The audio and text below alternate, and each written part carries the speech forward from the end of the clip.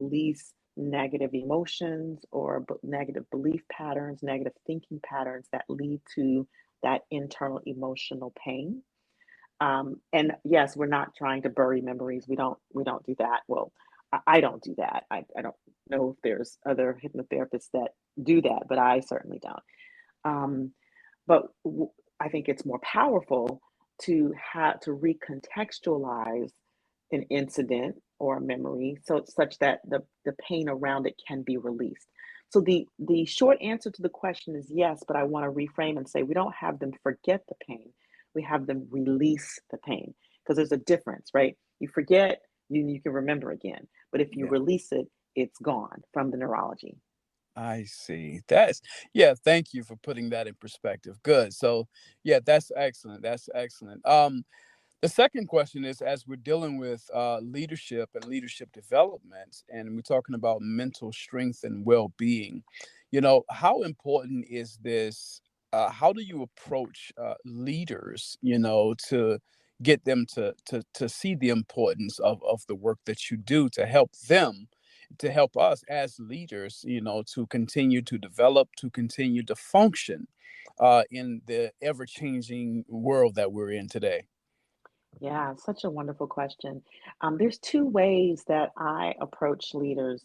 Number one is I appeal to this aspect of how you communicate, and how do you communicate in a way that has your cohorts or the people that you're leading, your direct reports, actually feel heard and want to be excited to follow, be excited to be under your leadership, right? So that's the communication aspect.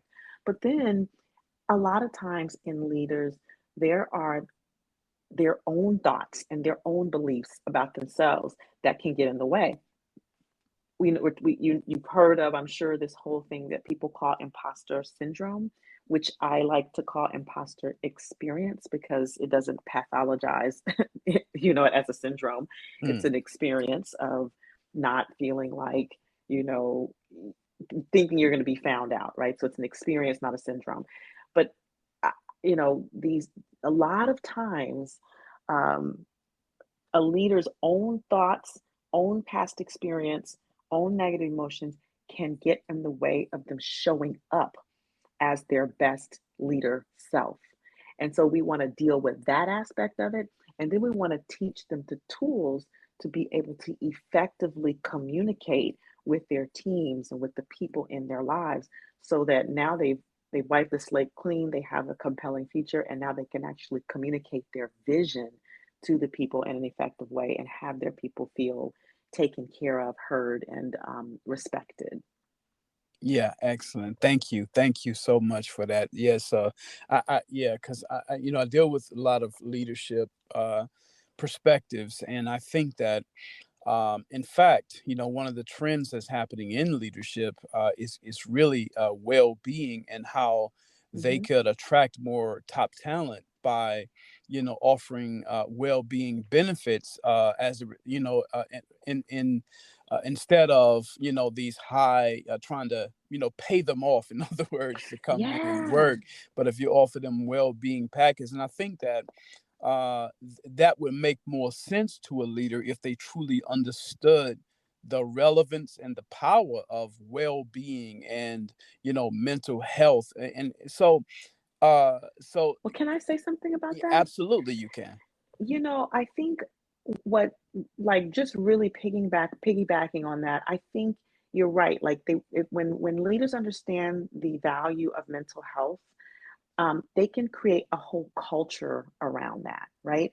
So beyond the mental health package or the well-being package, if you create a culture of well-being, if you create a culture where people feel included and feel like they belong in the culture, and you create a culture that's healthy, then you don't actually have to pay them off with a well-being package, because you're incorporating that into the daily culture.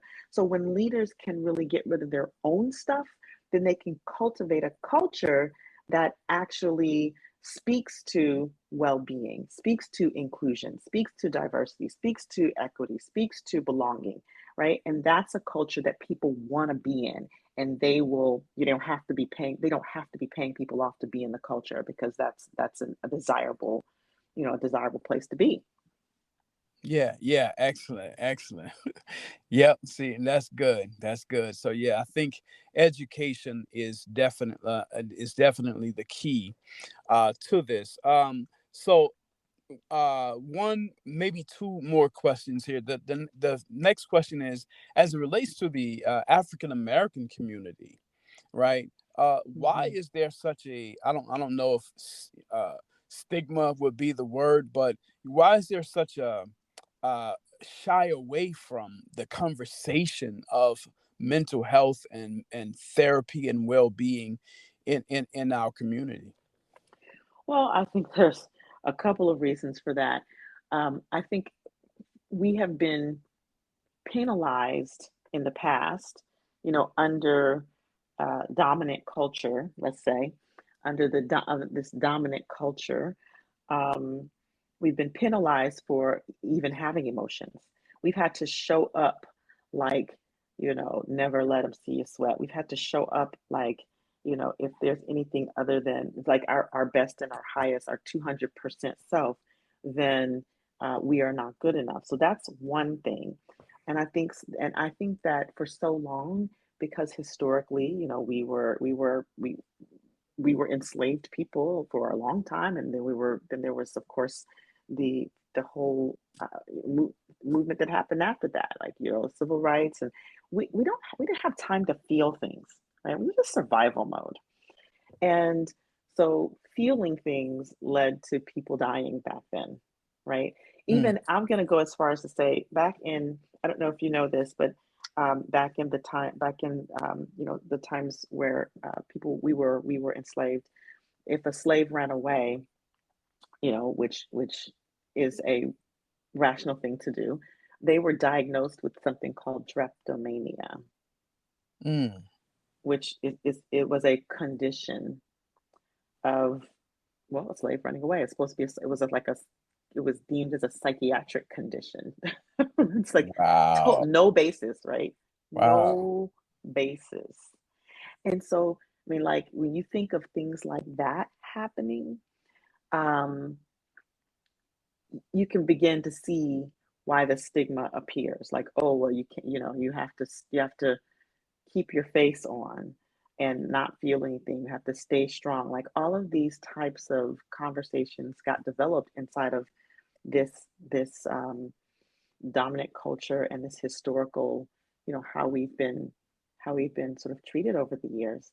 And it's just been passed down from generation to generation. And now this is no longer useful for us, right? When we can begin to step out of survival, and into the conversation of how we thrive, you know, Yeah, yeah, yeah. together.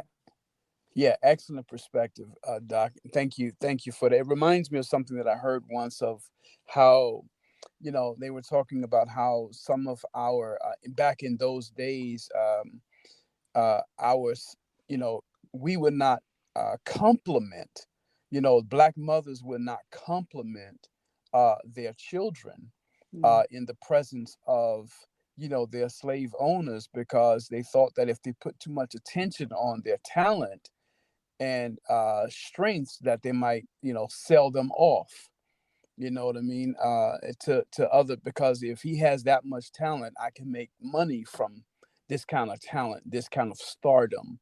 So yeah, that whole thing there, I got it. I appreciate that. Thank you so much. you're Thank you so welcome. much. And it's interesting that